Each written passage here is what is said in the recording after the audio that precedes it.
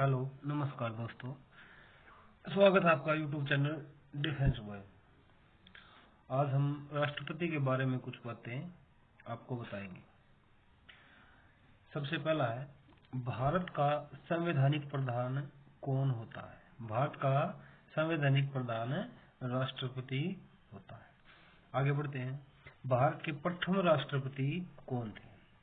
तो भारत के प्रथम राष्ट्रपति डॉक्टर राजेंद्र प्रसाद थे, जो कि लगातार 2 बार राष्ट्रपति रहे थे। आगे बढ़ते हैं, 2 बार उपराष्ट्रपति तथा 1 बार राष्ट्रपति बनने वाले शख्स का क्या नाम है।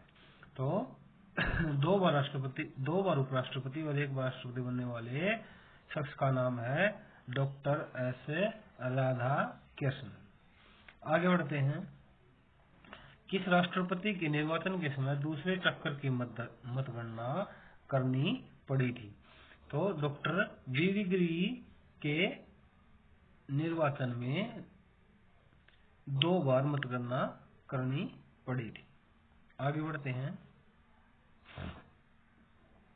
उस राष्ट्रपति का नाम बता जो एक चुनाव में हार गए और फिर बाद में निर्विरोध चुने गए। तो डॉक्टर नीलम संजीव रेड्डी ऐसे राष्ट्रपति थे जो एक बार चुनाव हार गए थे और बाद में निर्विरोध चुने गए थे। आगे बढ़ते हैं, भारत की प्रथम महिला राष्ट्रपति का नाम बताइए। भारत की प्रथम महिला राष्ट्रपति थी प्रतिभा देवी सिंह पाटिल। आगे बढ़ते हैं,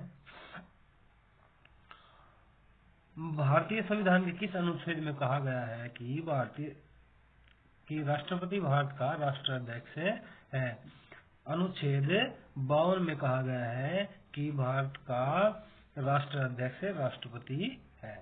आगे बात करते हैं, भारत का प्रथम नागरिक किसे कहा जाता है। भारत का प्रथम नागरिक राष्ट्रपति को कहा जाता है। आगे बढ़ते हैं, भारत की समस्त कार्यपालिका शक्तियां किसमें निहित हैं। समस्त कार्यपालिका शक्तियां राष्ट्रपति में निहित होती हैं।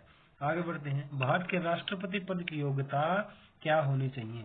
भारत के राष्ट्रपति पद की योग्यता होनी चाहिए कि वह भारत का नागरिक हो।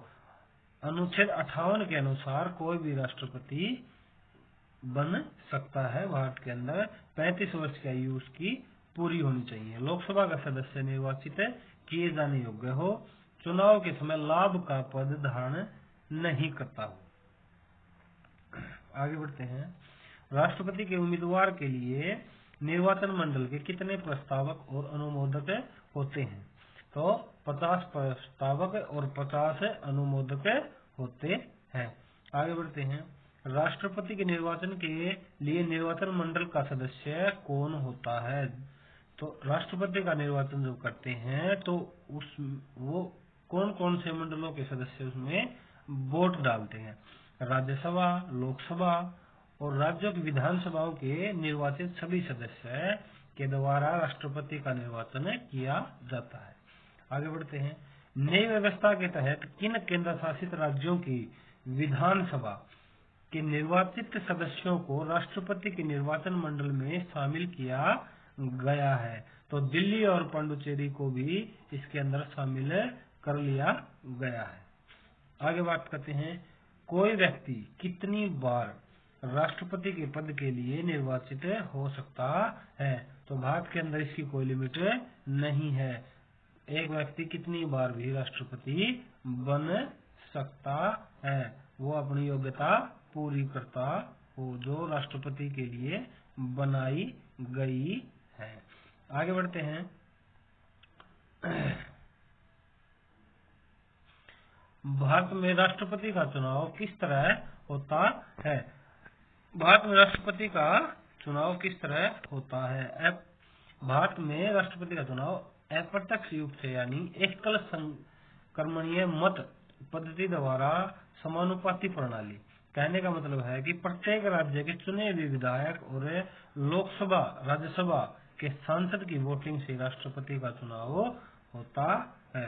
आगे बढ़ते हैं, भारत के राष्ट्रपति के निर्वाचन के लिए प्रत्येक राज्य की विधानसभा के प्रत्येक निर्वाचन सदस्य का मत मूल्य निर्धारित किया गया है।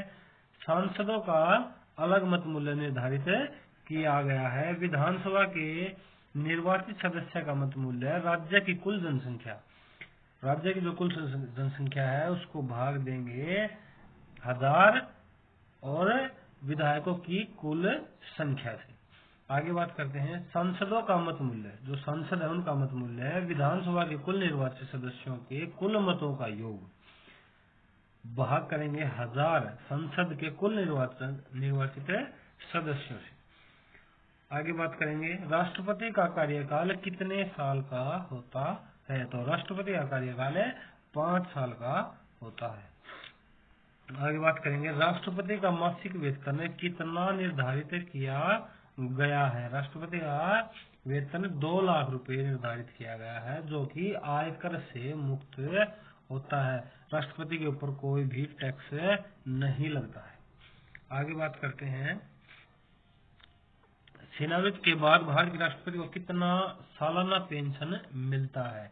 राष्ट्रपति को सालाना 9 लाख रुपए पेंशन दी जाती है। आगे बात करते हैं क्या राष्ट्रपति के कार्यकाल में उनके वेतन और भत्ते घटाए जा सकते हैं, तो ऐसा कोई प्रावधान नहीं है। आगे बात करते हैं राष्ट्रपति अपना त्याग पत्र किसे सौंपता है। राष्ट्रपति अपना त्याग पत्र उपराष्ट्रपति को सौंपता है। भारत के राष्ट्रपति के पास कौन सी विधायी शक्ति होती है। राष्ट्रपति के हस्ताक्षर के बगैर कोई भी कानून नहीं बन सकता, चाहे वो लोकसभा में पास हुआ हो चाहे वो राज्यसभा में पास हो गया। जब तक उसके ऊपर राष्ट्रपति साइन नहीं कर देता है तब तक वो कानून नहीं बनता है। आगे बात करते हैं लोकसभा को भंग करने का अधिकार किसके पास है, तो राष्ट्रपति लोकसभा को भंग कर सकता है। ये था आज का हमारा टॉपिक। अगर आपको वीडियो अच्छी लगी हो तो लाइक और सब्सक्राइब करें ताकि हम और अच्छे से वीडियो बनाएं और एओसी फायरमैन के लिए स्पेशल क्लासेज हम लेके आएंगे। जैसे जैसे थोड़ा टाइम नजदीक आएगा हम कोशिश करेंगे 10 से 15 दिन के बाद से हम हर रोज फायरमैन एओसी ट्रेडमैन के लिए और अग्निवीर के लिए क्लासेज लेके आएंगे।